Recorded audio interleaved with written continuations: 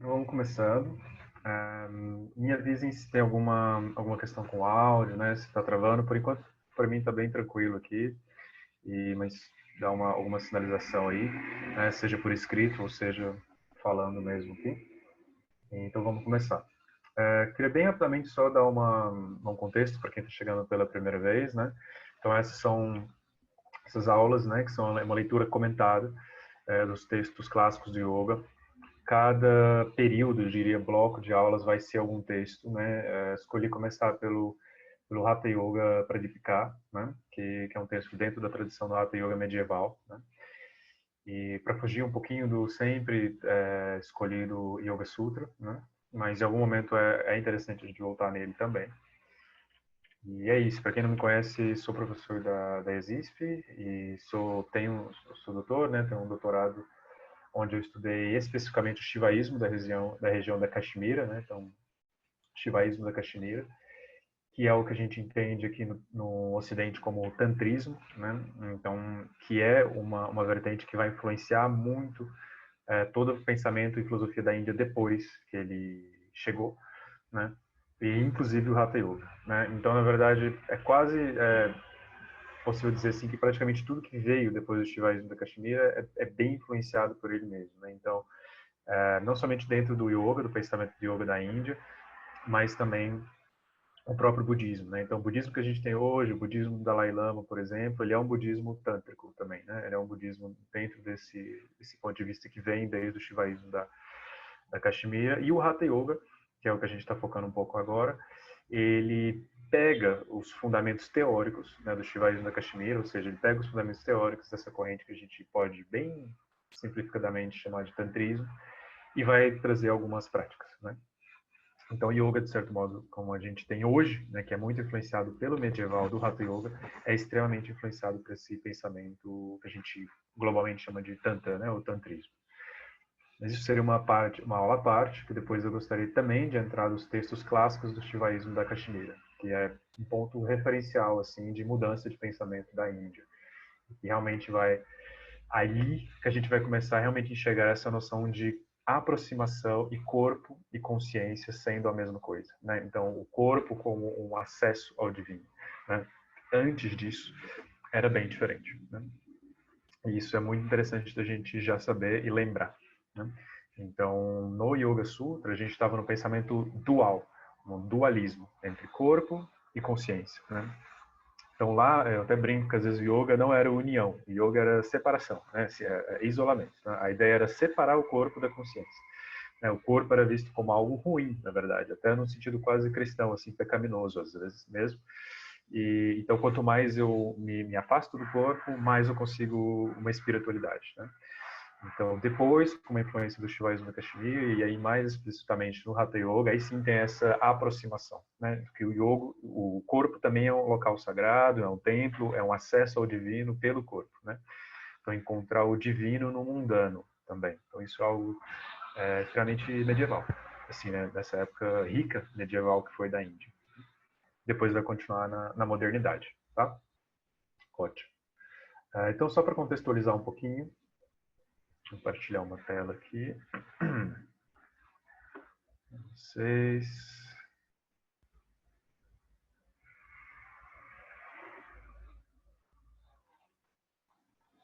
Ótimo. Ótimo. Só arrumar aqui. Vou aumentar um pouquinho aqui. Se ainda precisar de mais, me avisem, se não estiver visualizando, tá? Então aqui, só para pegar essas datas, né? Então a gente está falando sobre o Hatha Yoga Pradipika, que é circa, né? Mais ou menos entre 1450, né? E se dá o nome dessa pessoa, né? Svatmarama, como autor, né? Então é esse texto que a gente está tratando e que a gente entrou já na aula anterior, né? Nesse encontro, nesse bate-papo anterior, né? Então também volto a falar isso, fiquem bem à vontade para trazer alguma pergunta, assim, fica até mais para mim movimentado e é interessante saber o que interessa vocês também. Ótimo. E que é muito importante trazer essa perspectiva e um pouco o método que eu trabalho, que é a gente vai ler os textos mesmo, e vai ler os comentários dos textos, os comentários dos comentários, né? Por quê? Porque deste modo a gente vai conseguir acessar o quê? A gente vai conseguir acessar a maneira como eles entendiam essa prática e essa filosofia naquela época, né? Então não vai ser um pensamento moderno ou atual ou contemporâneo sobre o passado, é entender como eles se pensavam, né? Assim, para depois, óbvio, como que a gente pode utilizar isso adaptando para a gente, né? Para o atual. Mas é importante entender como eles pensavam, né? Não adianta a gente ter uma idealização ou romantização do Yoga Sutra, né? Assim, ou do Hatha Yoga Pratipika, ou mesmo do Shivaísmo, né? Então é importante ver como eles pensavam, né? E é interessante ver as estruturas da Índia, né? Que é dentro de uma estrutura que tem várias, que tem as castas, que tem outras discriminações, que tem grandes agressões, né? Na Índia também tem grandes avanços e coisas muito bonitas do ponto de vista espiritual, mas também existe isso do ponto de vista social, né? Então é importante enxergar, dar um contexto histórico, né? Para a gente não criar ilusões, né? Do passado e aprender com eles, mas ver o que a gente pode e superou também, bastante, né? Então é importante a gente dar esses contextos, esses recortes também, para a gente não continuar repetindo erros do passado, né? Ótimo. Então aqui tinham me pedido para a gente justamente continuar, e era exatamente essa continuação, que era falar sobre um pouco sobre a comida, né? Sobre a alimentação. A gente tinha terminado justamente, a gente está no capítulo 1, que é o capítulo dos asanas, né? E a gente vai continuar nesse capítulo. E do capítulo 1 tem o verso, né? O shloka, o aforismo, sutra, né? Que é 18 até o 54, é só sobre asanas, né? Então ele vai descrever os asanas. Não são muitos, mas são 15 posturas, né, descritas no Hatha Yoga Pratipika. Eu estou tentando mostrar a tela, se vocês não estiverem vendo, me avise. Então é isso. Então a maioria é no chão, são posições sentadas, né? Então vai achar uma ou outra, por exemplo, o Mayurasana, por exemplo, que aparece com o centro fora do chão, né? A postura do pavão, mas todas as outras são sentadas ou deitadas ou ajoelhadas, né? Então é realmente uma postura de manter para você meditar por muito tempo, né? Ótimo. Então aqui a gente já está ainda no capítulo 1. A gente está falando agora tá no 59, né? No Sutra, né? No verso 59. E aqui eu estou lendo o Sutra. Então esse aqui é o Sutra e aqui vai ser o comentário dele, tá? Ótimo. Então, as comidas que são proibidas para o yogi são as amargas, azedas, picantes, salgadas, as que produzem calor, vegetais verdes. É mais específico o que quer dizer verde, não é só qualquer verde. Ele tem uma especificação de quais vegetais verdes, né, em outros versos. Mingau azedo, que eles chamam, óleo, gergelim, mostarda, álcool, peixe, carnes em geral, coalhada, soro do leite, algo que eles chamam de grama do cavalo, que é um tipo de feijão, coloquei aqui entre colchetes, fruta da jujuba, tortas de prensa, asa fétida e alho. Asa fétida e alho são...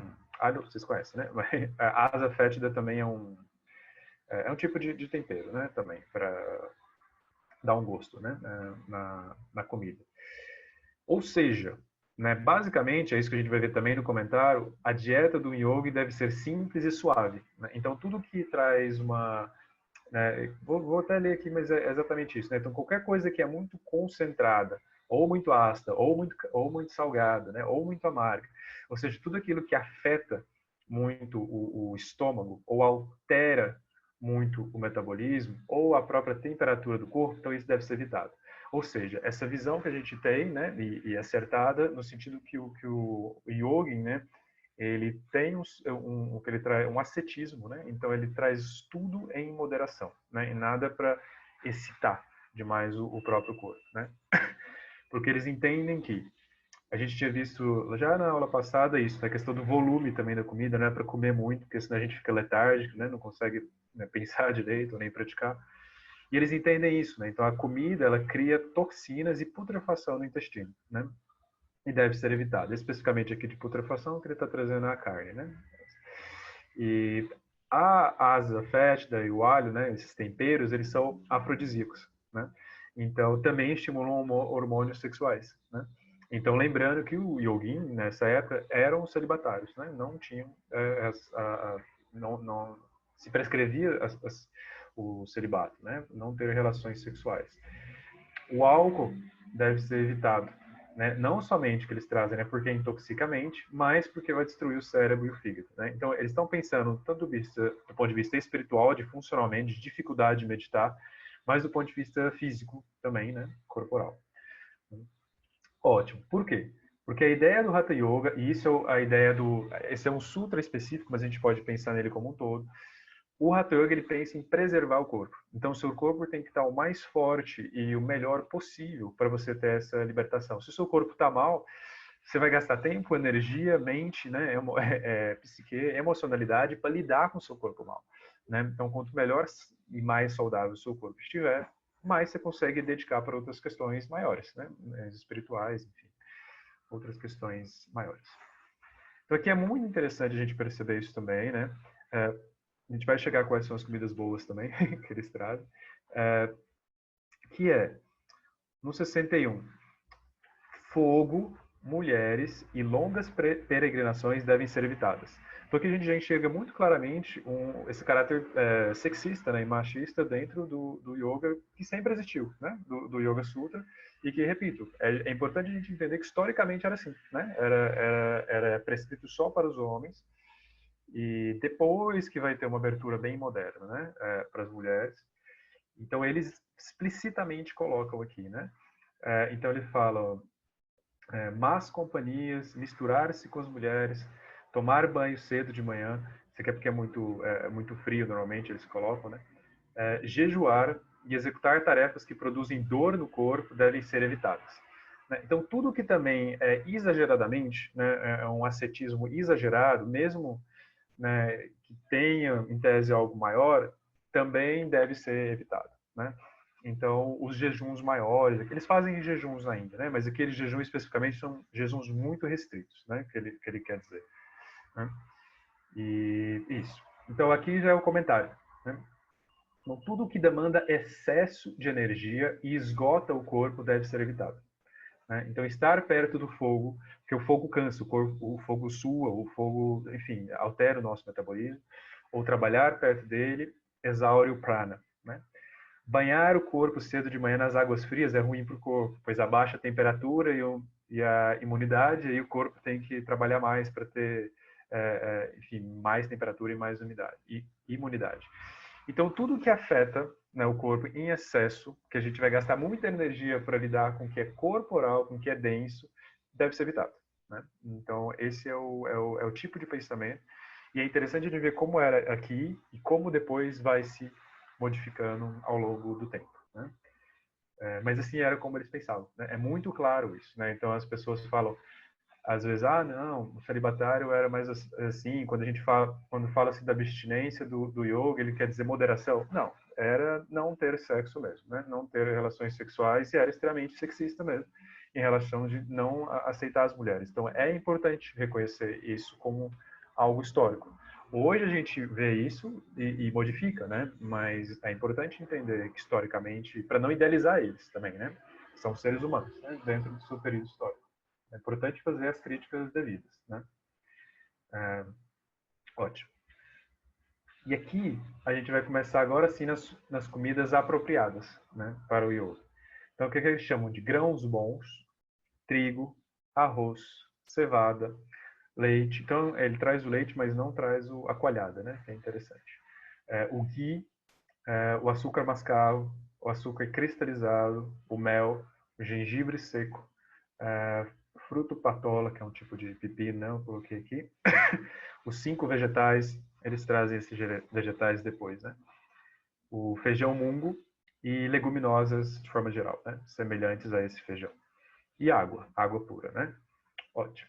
E agora ele explica um pouquinho cada um deles, né? O porquê que serve, o porquê que é interessante. Então, os grãos integrais e arroz fornecem carboidratos essenciais. Né? E é importante os carboidratos porque eles vão dar energia, vão manter o metabolismo, você consegue fazer as atividades que são importantes para o corpo fazer, em termos de sobrevivência básica, para que você consiga meditar e ter as outras tantas atividades corporais e espirituais. Leite e ghee, eles, né, trazem isso de manter a mucosa no trato digestivo e neutralizam a acidez ou qualquer aquecimento do estômago. Então isso também é interessante na Índia, né? Isso até hoje, se você for, né, lá na Índia, é uma comida às vezes extremamente apimentada, né? Então, e muito temperada de forma geral. Então, o leite e o ghee, eles dão uma neutralizada, né? Então, mesmo às vezes que você precisa comer algo mais, né, apimentado, eles neutralizam. Então, é utilizado nesse sentido também, né? Caso você não já prepare uma comida mais neutra, né? Assim, ótimo.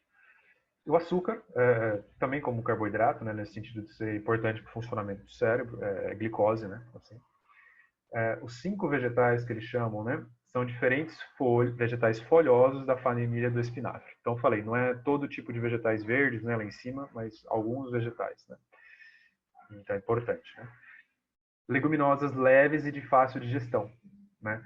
Então, eles trazem, interessante eles trazerem a própria lentilha rosa, que começou a ser conhecida mais recentemente só, né, pra gente, mas eles trazem já isso, né? Então, as leguminosas leves e de fácil digestão. Lentilhas em geral, mas feijão também, mesmo feijão que seja de fácil digestão, que ele é mais parecido com uma lentilha, esse feijão mungu aqui.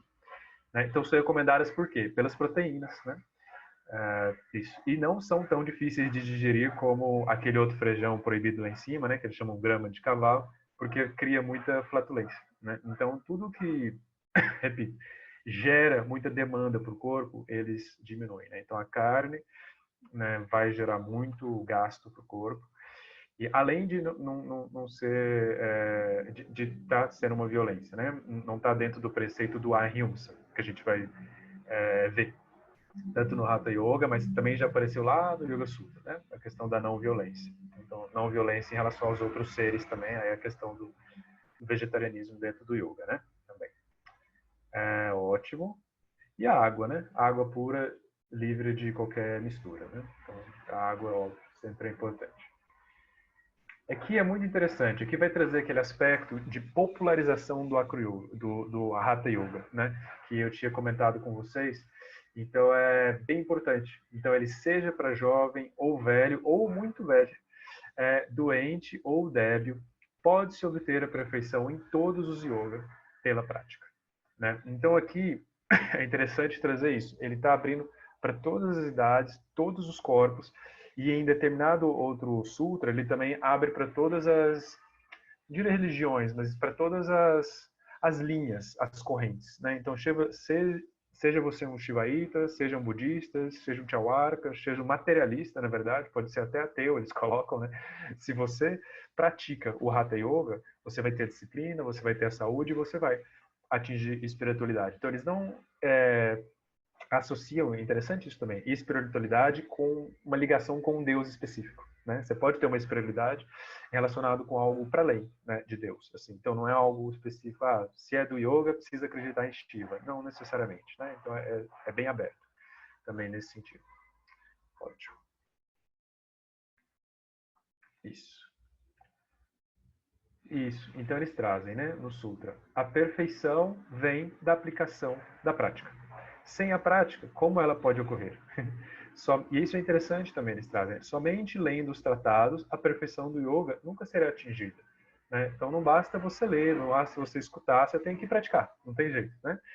A leitura, a conversa, e tudo que é feito dentro de uma relação de guru, né, de professor-aluno, é ótimo para se compreender o que deve ser feito. Mas se só compreender e não fizer, não adianta.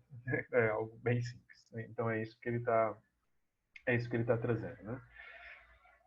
E isso é bem interessante, né? Esse o último verso, depois ele retoma isso, mas ele é quase uma brincadeira, né? Que ele traz. Não adianta vestir a roupa de um Siddha, né? Então não adianta você estar vestindo a roupa, ou sei lá, né? Hoje a calça ali, né? Do yoga ou qualquer tipo de roupa. Não adianta você estar vestido de yogi, né? Assim, vestido de yogi para você ser um yogi, né? Então o que realmente vai fazer efeito é prática, né? É o pensamento, né? Não é somente você por fora, né? É por dentro. Então é isso, somente pela aplicação da prática alguém se torna um Siddha. Né? Um Siddha é como um liberto, né? Um realizado, que eles chamam, né? Isso. Então, esse é nesse sentido que não adianta fingir, né? Tem que tem que se praticar. Né? Ótimo. Tá, agora é legal que a gente vai entrar. Então, por enquanto, alguma questão aqui desse primeiro capítulo, agora a gente vai entrar em outro. Mas tem alguma questão, alguma dúvida, algo que aparece aí para vocês? Conforme for aparecendo também a gente pode anotar e, enfim, trazer nas próximas, mas se tiver alguma coisa é legal também. Beleza? Bom, qualquer momento também se quiser falar, né, pode levantar a mão, pode fazer um oi aí que a gente dá uma pausa e retoma. Beleza. Então agora a gente vai entrar no segundo capítulo. Não li, óbvio, todos os sutras, né? Fui saltando alguns, fui passando, organizei essa leitura deles que eu acho mais principal, os mais importantes, né? Dentro da prática. Ótimo. Beleza. Então agora a gente está no segundo capítulo, né? O segundo ensinamento, que é o Satkarmani e Pranayama. Né? Então, Satkarmani a gente vai ver, né? Que são os exercícios de limpeza, né? As ações. E Pranayama, que é um pouco diferente do que a gente entende hoje como Pranayama, tá? Ótimo. Então aqui é o 2.1, né? Então 2 referente ao capítulo, 1 referente ao verso. É o primeiro verso do segundo capítulo. Assim tendo se estabelecido no asana e tendo o controle do corpo, tendo uma dieta balanceada, o pranayama deve ser praticado de acordo com as instruções do guru. Então é importante essa sequência também que ele vai trazer, né? Então a primeira é a sequência do quê? É a sequência do asana.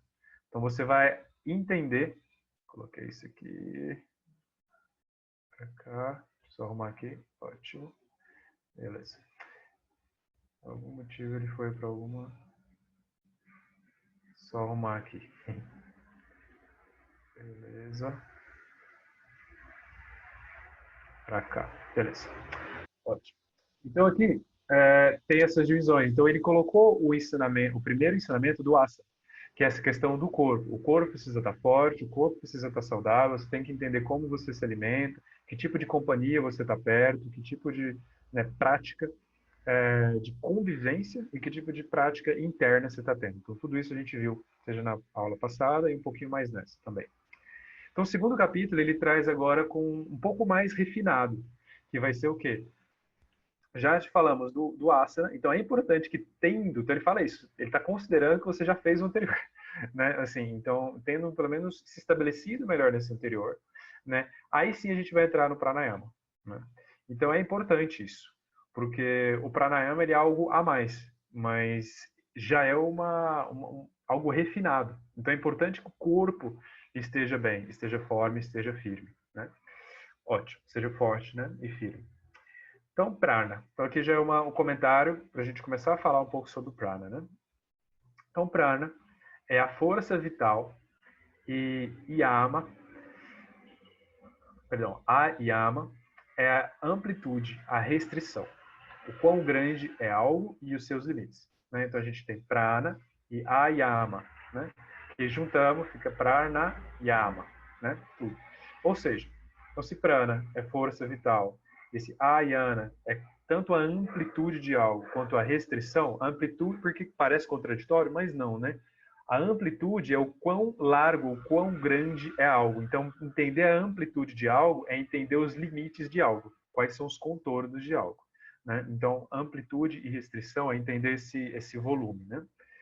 E pranayama, então, no sentido, é entender a amplitude ou as restrições ou os limites do meu prana, os limites da minha força vital. E nesse sentido, vai ser muito associado com a respiração. Né?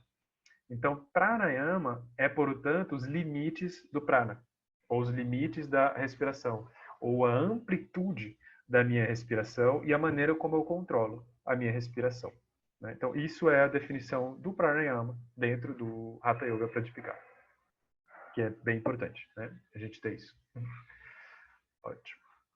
Aqui eu vou ver se eu colo aqui para vocês. Vamos ver como eu abro esse chat de novo. Vou colocar esse aqui no chat ali, às vezes é legal vocês terem. Beleza. Vamos voltar para lá.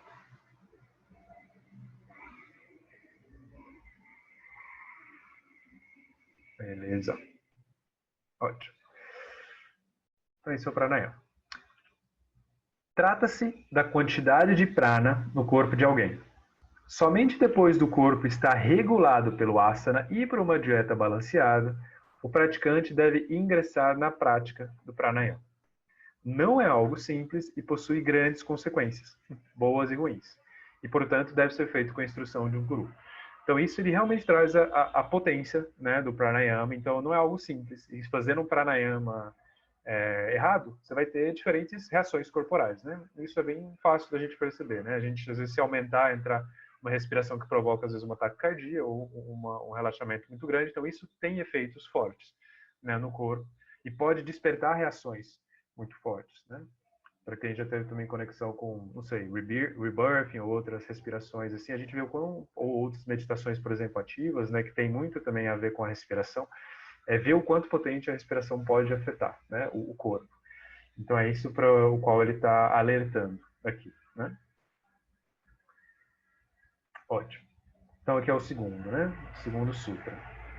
Quando o prana move, a chitta, essa força mental, que é um dos primeiros versos, né, do Yoga Sutra. Quando o prana move, a chitta, ela move também, essa força mental, né, da consciência.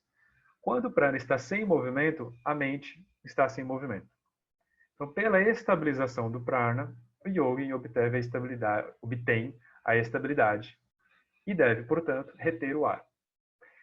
Então, qual que é a premissa básica do que a gente entende por pranayama e qual que é o objetivo do pranayama? Se o pranayama é o controle da respiração, né? E se ao movimentar o prana, ao movimentar o ar, ao movimentar a respiração, a nossa mente também movimenta. Se eu controlo a maneira como o prana, se eu controlo a maneira como o ar mexe, se move literalmente dentro de mim, eu controlo a minha mente. Né? Então essa é a base. Né? Então controlando o prana, né? O pranayama, entendendo os limites, o controle, as restrições do meu ar, da minha respiração, eu também vou conseguir controlar, vou estar me apoderando dos movimentos da minha mente. Então é isso que ele está trazendo. Né? Ótimo.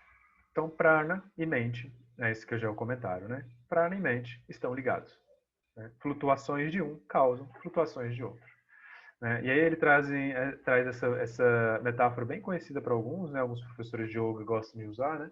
Que a mente é comparada como um macaco selvagem pulando daqui para lá.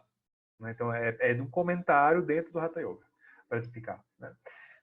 Né? Às vezes a gente pensa, nossa, de onde é que esse pessoal às vezes tira isso? Né? Então tem essas histórias. Né? Mesmo que às vezes o professor não saiba de onde vem, mas vem daí, né? Do Hatha Yoga, para edificar. Então é isso, com esse macaco selvagem pulando de um lado para o outro. Né? Então, o Hatha Yoga ele vai nos ajudar a regular as funções corporais. Nesse sentido, vai ajudar a regular as respirações e os nossos impulsos. E, portanto, a própria mente. Né? Então, tendo consciência da natureza da respiração e exercendo o controle dela, todo o sistema do corpo é controlado. Por meio do controle do prana, você controla os fluxos da mente. E por meio do controle da mente, você controla os fluxos do prana. Né? Então é um afetando o outro. Né? Então isso é extremamente importante dentro do que a gente entender os princípios do pranayama. Né? Aqui eu não vou entrar tanto em detalhe, eu vou só mencionar, mas para vocês saberem só que aqui ele vai começar a detalhar. Né? Então no 2.3. Aí ele vai falar os tipos de vayu, né? Que é os tipos de ar, tipos de prana, né? Então, só vou dar uma lida, né? Desde que o vayu, ar e prana, permaneçam no corpo, isso é chamado de vida. A morte ocorre quando o vayu deixa o corpo. Portanto, retenha o vayu. Né? Então, é algo bem claro, né? Então, o vayu, né? O vayu é o ar, é o prana. Quando ele está no corpo, quando tem ar no corpo, ainda tem respiração, ainda tem vida que está acontecendo, né? Quando o vayu deixa completamente nosso corpo, a gente perde, a gente morre, né? Não tem mais ar dentro do corpo. Conclusão, retenha o ar, né? Então, mantenha o ar dentro do seu corpo, né? Então, controlar o ar e a amplitude do ar dentro do nosso corpo é também controlar a nossa vida, né? É também controlar a nossa juventude, a nossa velhice e tudo mais, né? E aqui no comentário ele não traz isso dentro do próprio sutra, mas no comentário Aí ele vai explicar os diferentes tipos de vayu, diferentes tipos de ar, né? Tem o prana vayu, que é na região torácica, tem o apana, ligado à eliminação, urina, tem o samana, tem o dana, tem o yana. Então, assim, só para entender que tem vários tipos de subdivisões de ar, em que eles têm vários detalhamentos, tá? Sobre isso. E a ideia, né, é que eles trazem, né? Se o yoga aprende a reter o prana, o corpo não irá morrer, né? Por isso, yoga entra debaixo da terra e fica por dias em estado de suspensão animada.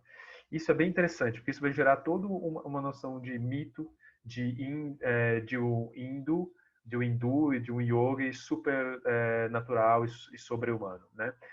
Isso a gente vai ver principalmente na virada do século, isso é 1900, mas só para ver que aqui eles já estão pensando isso, né? Então isso depois vai ser relatado em vários filmes, assim, documentários, né? Mas o mito, né? Não de fato um yogi ficando embaixo da terra por tantos dias assim, né? Mas essa questão de se você escolhe um yogi, isso aparece bastante, né? Aí tem um capítulo que é só sobre os que eles chamam de superpoderes mesmo, né? Os siddhis, os superpoderes do yogi, né? E são super interessantes, né? de se discutir. Tem desde do Yoga Sutra eles estão falando dos superpoderes, desde os clássicos, né? Do Siddha, de conseguir voar, de conseguir saltar muito grande, de conseguir ficar bem pequenininho, de conseguir ficar muito grande, de levitar, enfim. De conseguir entrar dentro de um corpo de outro, mentalmente, espiritual. Então tem todos os tipos de poderes, né? Que se tem essa crença, né? Dentro da filosofia do yoga. E um deles é isso, que você pode escolher o momento da sua morte também. Porque se você controla o apana, você consegue o momento da sua morte, né? Então, tudo isso está envolvido dentro desse contexto, né? Desse imaginário. O que se entende atualmente, né, do ponto de vista mais, aí não dentro do ponto de vista, digamos, dentro da tradição, mas do ponto de vista mais científico e acadêmico, é que as pessoas, os yogins entraram num estado tão grande de entender as sutilezas, né, da respiração e a maneira como essa respiração vai modificando, né, que eles conseguem entender quando essa respiração está alterada e quando eles já vão, por relatos de outros yogins do passado, então eles conseguem prever, na verdade, mais do que escolher o momento da morte, mas eles conseguem prever que eles vão morrer, né? Então eles avisam, né? Olha, porque eles entendem que tem alguma alteração dentro da respiração deles. Então eles conseguem prever, né? E falam para os discípulos, olha, em um mês, em 2 meses, né? Assim, eu vou, né, passar, né? Fazer uma passagem. Então é mais nesse sentido que hoje se entende, né, academicamente. Mas dentro da tradição, é como se eles escolhessem mesmo o momento, né, assim, e podem até evitar a morte, né. Aí tem todas as histórias de yoguins imortais, assim, né, que também ficam muito tempo sem morrer, e escolhem quando saem e voltam para o corpo. Aí são histórias à parte, assim também. Ótimo. Aí faz a parte dentro da mitologia do yoga. Ótimo. Aqui é interessante que a gente aparecem os nadi e os chakra. Mas é super importante entender que aqui não existe nenhuma menção aos 6 ou 7 chakras. Isso é algo que vai aparecer bem depois, tá? Então é uma leitura moderna, contemporânea, colocada no Hatha Yoga, desse dos 6 ou 7 chakras. Mas aqui, no Hatha Yoga Pradipika, não há menção, né, nem dos sutras, nem nos comentários da época, sobre os 6 ou 7 chakras que hoje ficaram mais conhecidos, né? Isso é uma leitura contemporânea sobre essa menção de chakras e nadis em geral, né? Então é importante isso também, como eu disse, é importante entender a história e depois é importante como a gente interpreta ou usa a história, né? Assim. Então aqui a gente está no 2, né? No capítulo 2 e no Sutra 5. Então é interessante ele traz, né? Então o tempo inteiro a gente está falando de purificação, né? E fortalecimento do próprio corpo através do asana e agora desse sistema respiratório, né? No fundo, que está ligado, como ele está falando, o ar está ligado com a respiração, que na verdade é prana, essa força vital, né? Então especificamente aqui, né? No Sutra 5. Quando todos os nadi e chakra, os quais estão cheios de impureza, são purificados, então o yogi é capaz de reter o prana. Então ele está falando, é importante então que eles estejam limpos, para que a partir do momento que estejam limpos, seja mais fácil a gente fazer o pranayama. Então nada mais isso que é uma preparação que ele está trazendo, que ele vai falar as técnicas de limpeza logo em seguida. Né? Então antes mesmo de fazer o pranayama, você tem que limpar os canais. Não adianta fazer o pranayama com o canal sujo, que senão é bem difícil, né? E não vai ter tantos efeitos. Então é isso que ele está trazendo. Ótimo. Aqui eu só faço justamente essa menção da interpretação moderna, né, que eu trago isso, só para mostrar de onde foi feito, não é um comentário antigo, né? Essa questão dos chakras, dos 7 chakras, de subir ao longo do Shushumna e tudo mais, né? Ótimo. Aqui ele vai falar alguns pranayama, né? E isso. Então, não vou entrar em todos, né? Mas só para a gente ver o que é, porque tem muitas variações, né? Os professores usam de várias correntes, de várias épocas diferentes, mas é legal ver uma especificamente sendo descrita dentro de um sutra, né? Como era descrita. Então assim era como era descrita, né? Então a gente tem um 2.7 aqui. Então, sentado em Baddha Padmasana, o yogin deve inalar pela narina esquerda, segurar a respiração e então exalar pela narina direita. Continuando. Então, inalando pela narina, né, para a narina direita, gradualmente encha o abdômen, faça o kumbhaka como antes, e então exale completamente pela narina esquerda. O kumbhaka como antes, né, ele não trouxe esse termo, mas é o mesmo. O kumbhaka é no sentido de segurar a respiração. Né? Então, isso que quer dizer, esse termo, né? É segurar a respiração. Então, é isso que ele está fazendo. Né? Ele tá trazendo essa noção de inalar, né? Sentado em Baddha Padmasana, inalar pela narina esquerda, que depois a gente vai ver que o esquerdo é relacionado com a lua, e depois a direita com o sol. O próprio termo Hatha Yoga, né? No sentido místico, tem essa interpretação. Né?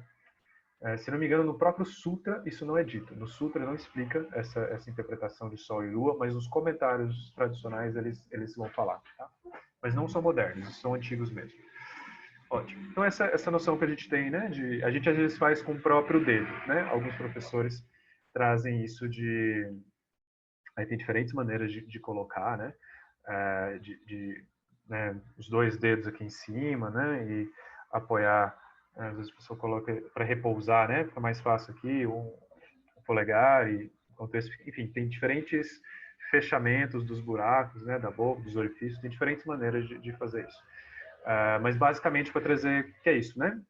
Você pode fazer com o dedo ou pode fazer de um sentido pela contemplação né, de consciência. Então imagina, inspirando, retém, expira, né? Retém. Então esse processo de passar para um lado e para o outro com a permanência, né? A segurar de um lado para o outro. Ótimo. Alguém trouxe a noção de sem ciência? Onde é que será que você viu escrito isso? Acho que sem ciência, a capacidade de sentir, né? Isso é sem ciência. Então, não sei onde é que você viu exatamente isso, mas normalmente quando se diz isso, ou se está discutindo em um âmbito de vegetarianismo, né? Dentro do movimento, que é o que a gente tinha comentado desde o Yoga Sutra, ou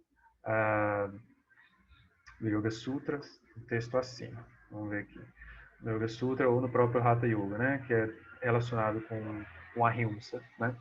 Essa capacidade de sentir dor e prazer. Isso é sem ciência. Né? É um termo extremamente contemporâneo, né? Mas eles usavam antigamente nesse sentido de prazer. Tá, sim. É justamente, isso aqui é um comentário. Isso é super interessante, né? Aqui. Vou até voltar porque isso é legal também, porque isso tem a ver com o debate moderno, apesar deles trazerem esse algo tradicional, né? Deixa eu só ver se eu concluí isso. É isso mesmo. Ótimo, beleza. Aqui então a gente estava falando do prana, né? Nessa parte da ciência, né? Então a gente estava falando do prana. Então isso é super interessante porque faz parte do debate, um debate super polêmico em relação ao direito de aborto, né? Das mulheres também, que é o quê? Então, dentro, né, do pensamento do Hatha Yoga, que eles falam do tempo da concepção até 4 meses, o feto sobrevive simplesmente pelo prana da mãe. como se fosse algo crescendo dentro dela. Depois de 4 meses, o prana entra no feto e a vida inicial dele, a vida individual dele, perdão, se inicia.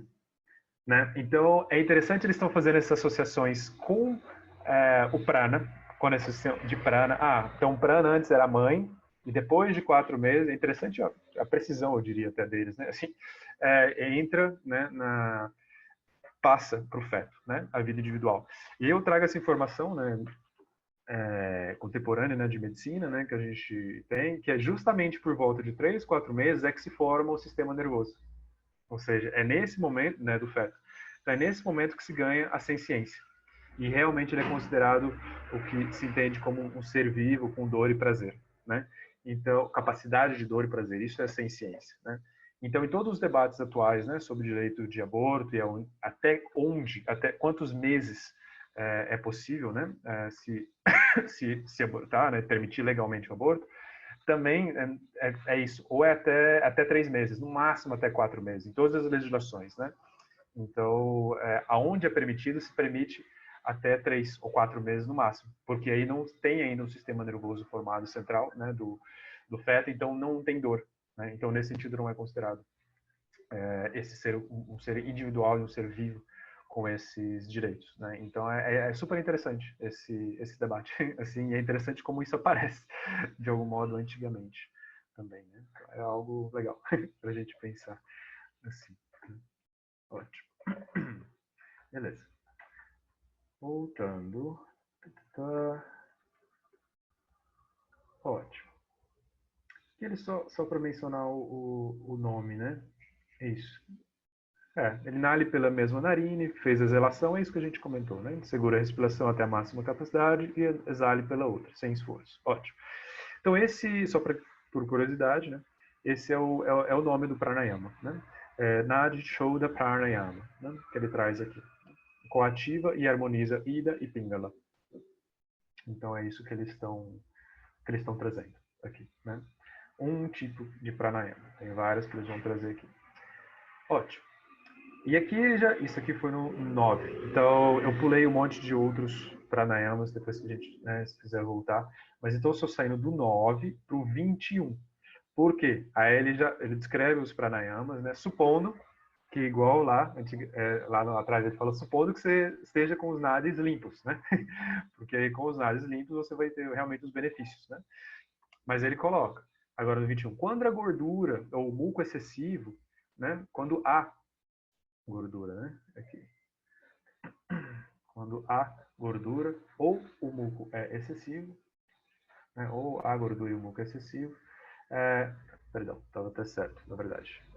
Quando a gordura ou o muco é excessivo, né, as Sat Karmani, né, são as 6 técnicas de limpeza, né, Sat são 6, Karmani são ações, né, limpeza é o acréscimo, porque ele já sabe que vai ser para limpar, né. Então, as 7 Karmani devem ser praticadas antes do pranayama, né. Ótimo. E aqui é interessante também, né? Ele fala assim, outros, né, nos quais os doshas estão equilibrados, não devem as executar. Então, não precisaria, né? Assim, quando os doshas estão equilibrados. Então, ótimo.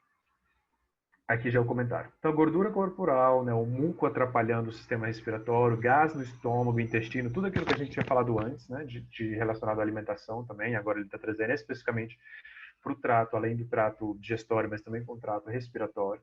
Tudo deve ser limpado antes para fazer o pranayama, né? E é justamente isso que ele vai trazer em seguinte, né? Então, se você não tem isso limpo, vai ser extremamente difícil, né? Imagina fazer, né, um pranayama com sinusite ou com rinite, é bem difícil, né? Então, assim, é importante fazer um processo de limpeza, né, para depois se fazer, né? Ótimo. Beleza.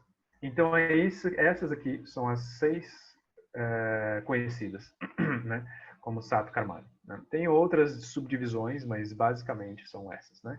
Que é Dauti, Vasti, Neti, Trataka, Nauli e Kapalbhati. Tá? Então tem várias outras subdivisões, mas eu vou trazer como essas principais aqui, tá? E provavelmente a gente vai terminar o encontro de hoje justamente terminando o segundo capítulo, antes de entrar no terceiro, e fechando essas técnicas. Então essas são técnicas às vezes estranhas, né, para nós atualmente, mas que realmente existiam, né, antes. E algumas a gente permanece, né, ainda e é possível de se fazer. Mas o Daut, né? Então o Daut é a limpeza dos intestinos, né, que eles faziam ao engolir um pedaço de pano e deixar as extremidades para fora da boca, por onde o pano vai ser lentamente puxado para fora. Né? Então, realmente, você vai engolindo, você vai como se fosse comendo mesmo, né? Você vai mastigando esse pano. Aí ele vai entrando, ele fica, né, um tempo ali no estômago, esse tempo de absorver, né, o muco excessivo, a acidez excessiva, tudo que eles dizem, né, que é excessivo para dar essa limpeza. Então fica um pedaço para fora e depois vai se puxando, né, de volta. Então esse é algo mais, uma técnica mais intensa, né, diria assim. Ainda se fazem todas essas na Índia, né? Assim, não todo mundo, né? Mas tem pessoas que fazem isso, tem fotos, tem vídeos, é bem fácil de encontrar se tiver essa curiosidade.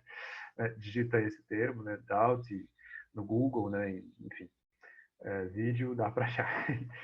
Ver se tem estômago para ver algumas delas, né? Assim, mas dá para se encontrar facilmente. O Basti. Basti é super também, né, não usuada, né, usual pelos professores, né, do Ocidente, sentar-se, né, acocorar-se na água, se suga a água pelo ânus e depois expele ela. Né? Então, essa limpeza anal, né, por meio dessa sucção da água que pelo ânus, isso é feito por um movimento de respiração através do abdômen, que isso faz com que crie uma pressão, né, crie um vácuo. Então, a água sobe e desce. Né? Então, isso também é feito agora. Então, aqui é a limpeza do sistema digestório, né? Que ele está trazendo, que ele tinha mencionado antes. Né? Ótimo. NET, né? Essa a gente é um pouquinho mais conhecida, né? A gente conhece mais o Jalanet, né? Mas aqui ele está trazendo outro, que é inserir um fio de algodão na narina e puxá-lo pela boca, né? Em um movimento de ida e volta para limpar as cavidades nasais. Então aqui já uma limpeza, né, do sistema respiratório, né? E isso, então eles colocam, não sei se vocês já viram todas essas, repito, é fácil encontrar vídeos, né? Essa é mais tranquila de ver e até tem algumas pessoas do Ocidente que fazem também, é mais fácil de encontrar, né? Então é isso, insere um fio, né, de algodão ou outro qualquer. Hoje tem uns fios mais cirúrgicos, assim, né, mais limpos também, que não deterioram tanto.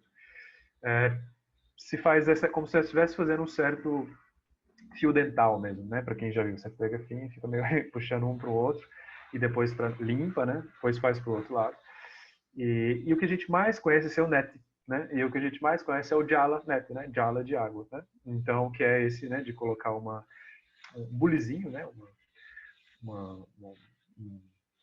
Um receptório, né? De água por uma narina, né? Tomba e a água passa e vai limpando. Né? Então, esse é um pouco mais conhecido.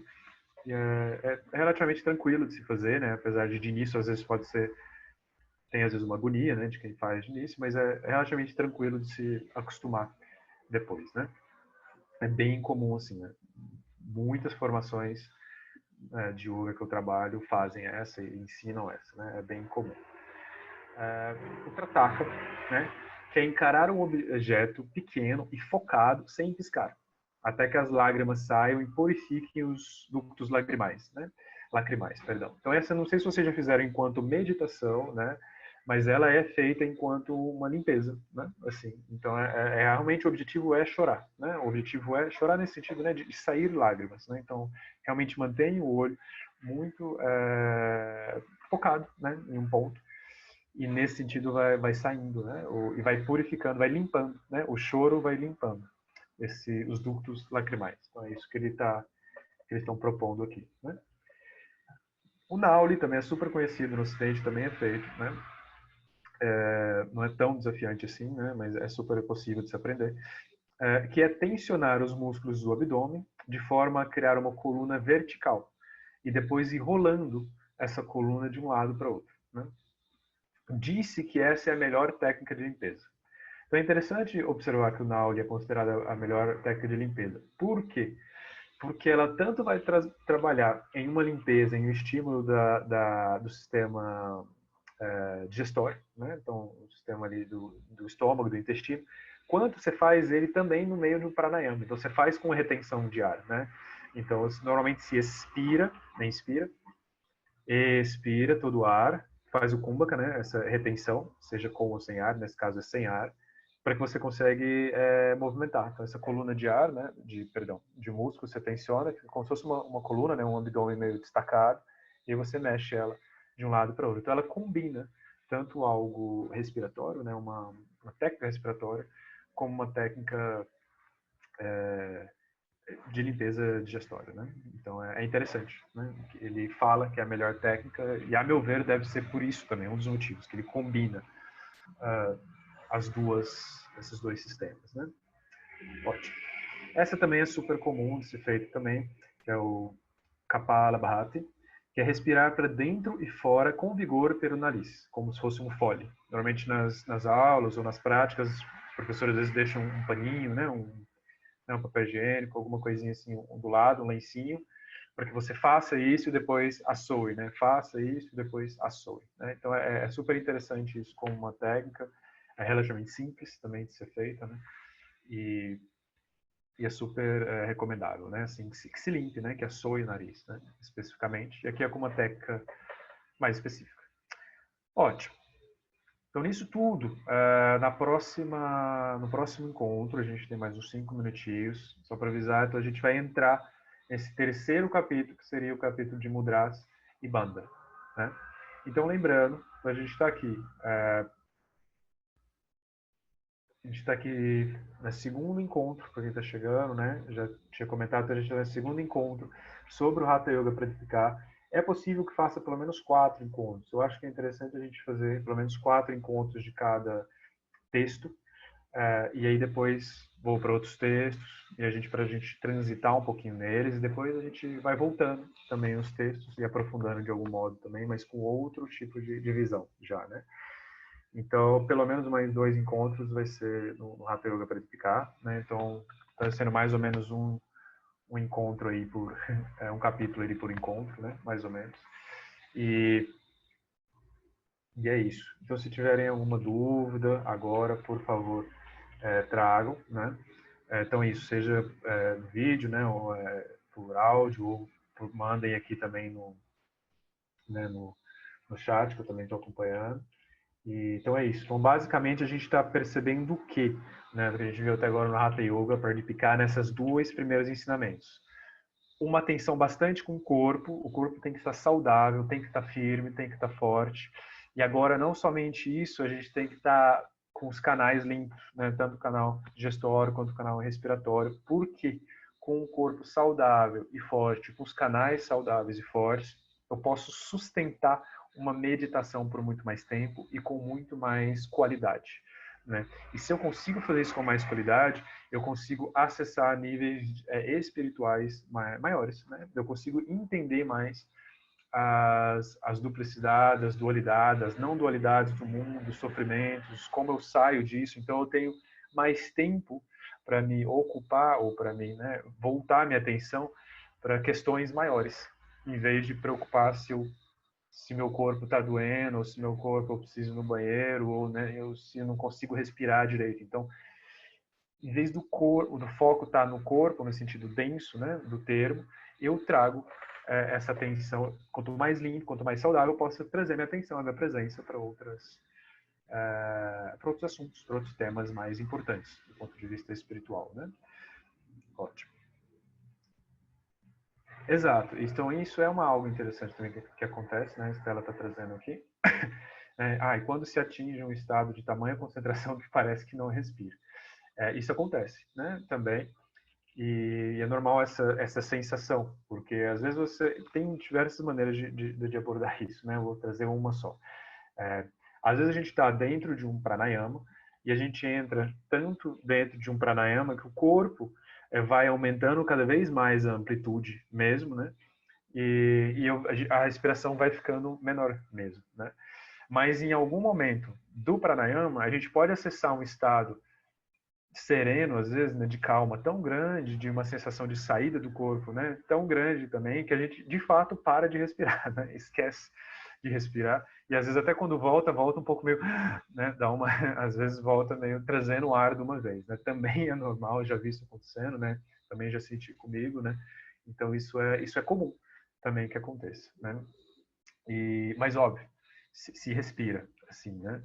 Mas ou essa respiração bem baixinha, ou fica um tempo, e é super normal, né? A gente estuda a apneia, né? Tem pessoas que ficam minutos e minutos mesmo sem respirar, né? Então, 5, 10, tem gente que até é bastante tempo, né? Mergulhando, então isso super existe, né? Então a gente também vai desenvolver essa amplitude dentro da própria pranayama, né? Então, ou uma respiração realmente pausa por bons minutos é possível, ou uma respiração bem curtinha também é possível, e tem a sensação que a gente ficou às vezes horas, ou dependendo se for 30 minutos ou mais, sem respirar, né? Então, e isso afeta a consciência, com certeza.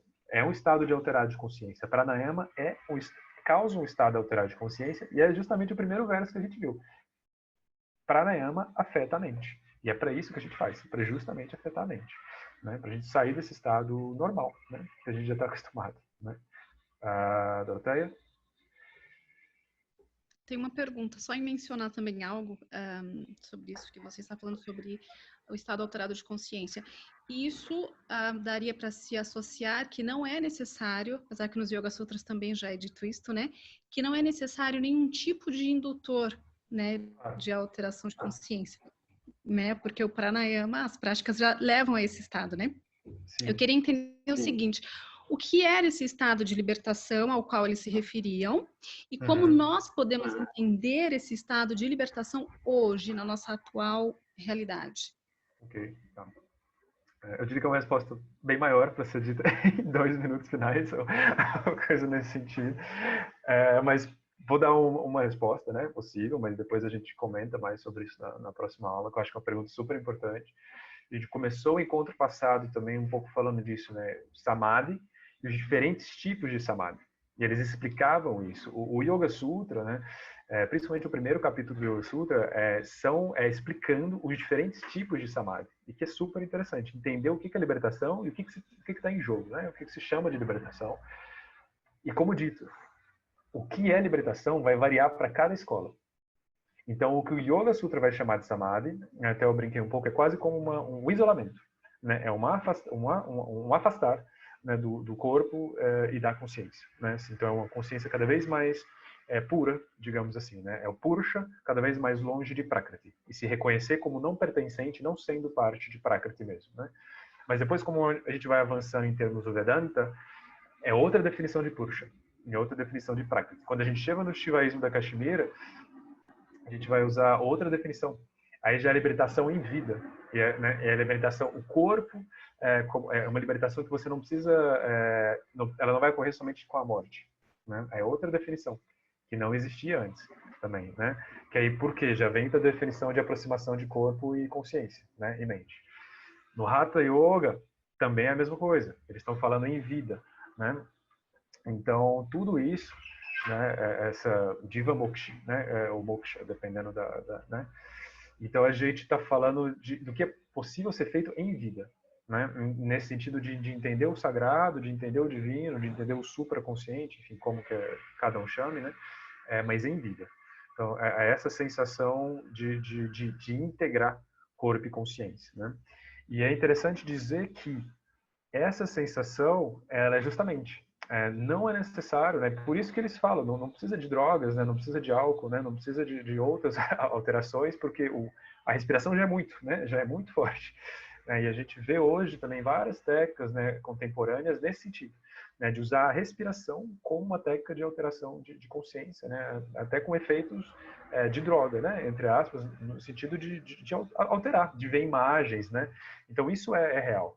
Né? Isso é real, e eles já sentiam isso antes. Né? Eles traziam imagens, eles traziam metáforas também, né? De cheiros, de sensações. Então, isso vem por esse estado alterado. O cheiro do néctar divino, o cheiro da flor de lótus. Né? Então, tudo isso é por efeito de algo real que acontece, né? De algo alterado, né? Da consciência. Mas depois eu trago um pouquinho mais especificamente o que cada um está falando sobre Samadhi, né? E libertação. Mas especificamente aqui, isso já é importante, é entender que é um samadhi em vida, né? Ou pelo menos o deslumbre de um samadhi em vida. Né? Então a gente vai ver assim, todo mundo em algum momento, isso é muito interessante dentro do Shivaísmo do Kashmir, ele fala que todo mundo tem uma brecha, ou todo mundo tem um lapso de samadhi. Todo mundo tem isso.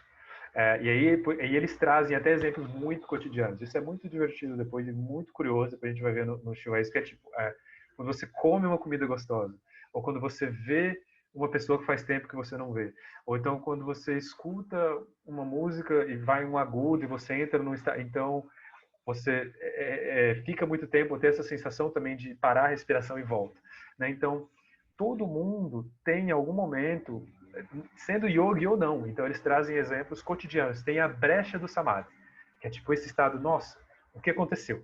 Né? Perdi a noção de eu, perdi a noção de outro, e ao mesmo tempo me integrei com tudo. Então todo mundo tem essa sensação, seja quando você acorda, então seja no sonho. Então eles trazem vários exemplos cotidianos. A gente tem isso ocorre, a sensação ocorre. O que é o yoga? O yoga é tentar fazer com que essa sensação ocorra mais vezes e ocorra de maneira, em tese, perpétua, né? E serena, enfim, que isso seja possível desfrutar em outro nível.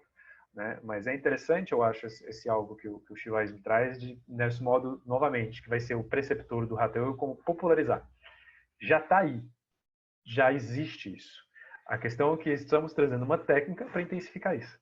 Né? Estamos trazendo uma técnica para trazer isso mais profundo. Simplesmente isso. Né? Simplesmente isso. Então, é isso que tá um pouco em jogo, né? Que eu sinto.